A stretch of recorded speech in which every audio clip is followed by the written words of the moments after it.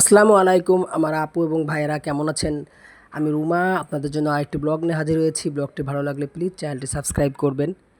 আমরা যদিও নতুন বাসায় উঠে গিয়েছি, তারপরও এই নতুন বাসায় উঠার আগে যে কতটা প্যারা, কতটা যন্ত্রণা সহ্য করতে হয় সে বিষয়ক একটা ব্লগ দেখাচ্ছি আপনাদের। আমি এখন প্রথম দিন থেকেই আমরা গোছাগাছি শুরু করছি।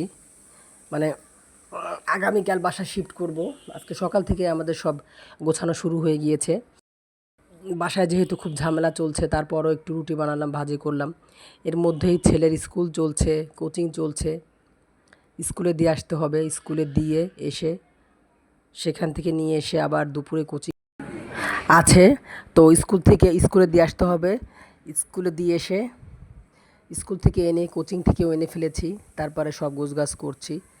এখন আবার একটু ডিম রান্না করে নিচ্ছি। ওইভাবে রান্নাবান্না হচ্ছে না, ভীষণ এলোমেলো অবস্থা।